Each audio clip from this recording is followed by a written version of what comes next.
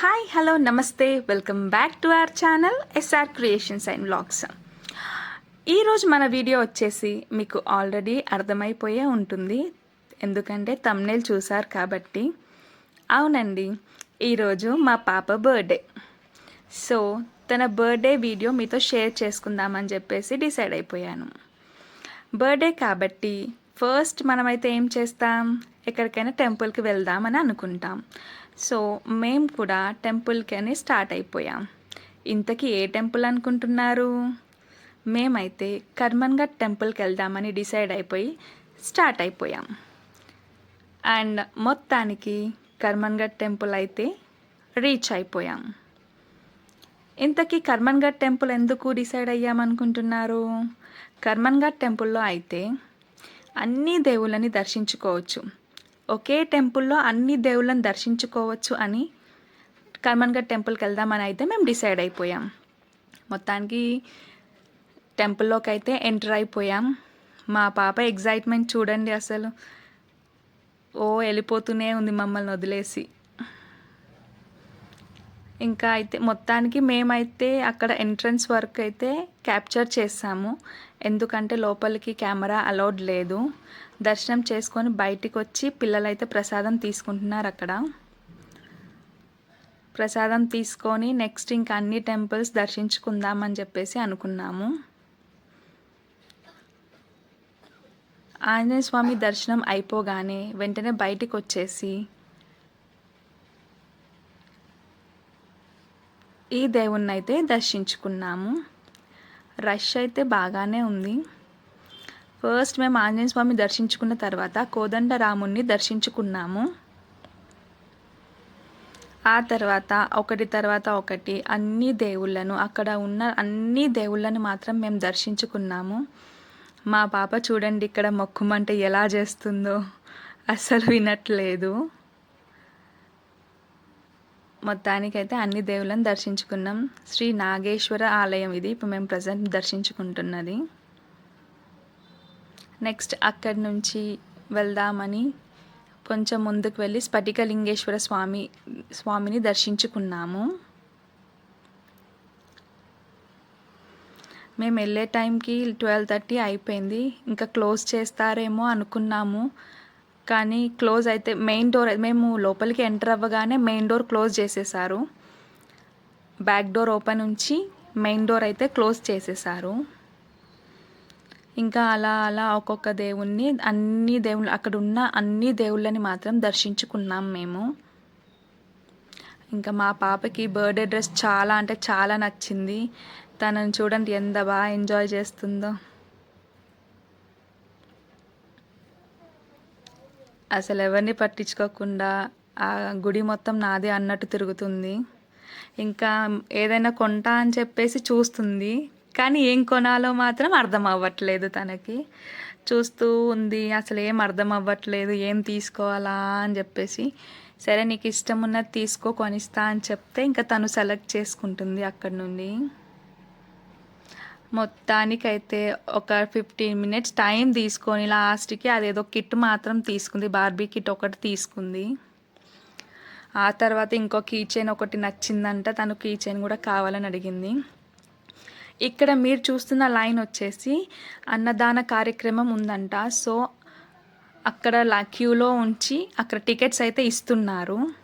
Tickets తీసుకున్న తర్వాతకి గుడి వెనకాల సైడ్ అన్నదానం చేస్తున్నారు, అక్కడికైతే వెళ్ళాలంట. గుడి గోపురాన్ని మీరైతే చూస్తున్నారు ఇప్పుడు. తనకు నచ్చిన ఐటమ్స్ కొనిచ్చినందుకు ఎంత హ్యాపీగా ఉందో చూడండి మా పాప.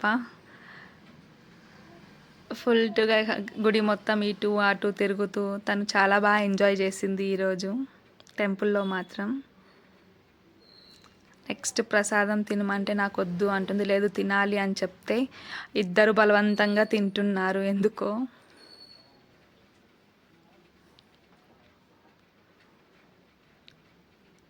అప్పటికి 1:30 అయిపోయింది. ఇంకా సెక్యూరిటీ వెళ్ళిపోవాలి మేడం, టైం అయిపోయింది అంటే ఇంకా మేము ఫాస్ట్గా ప్రసాదం అయితే తినేసి అక్కడ నుండి స్టార్ట్ అయిపోయాం.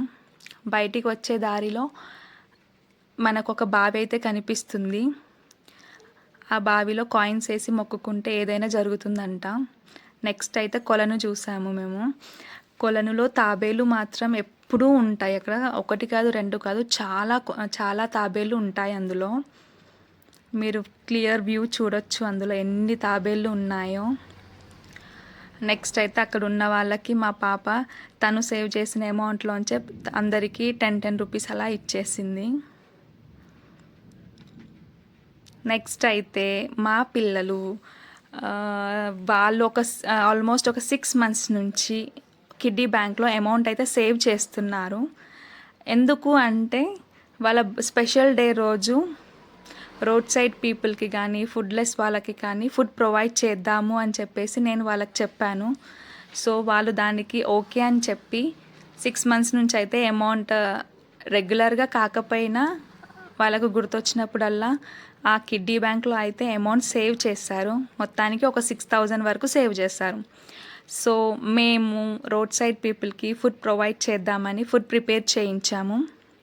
అందులో ఆ కవర్లో వచ్చేసి పప్పు, next bagara rice, bats and ఒక వాటర్ బాటిల్, ఇలా మేము లంచ్ని ప్యాక్ చేసాము.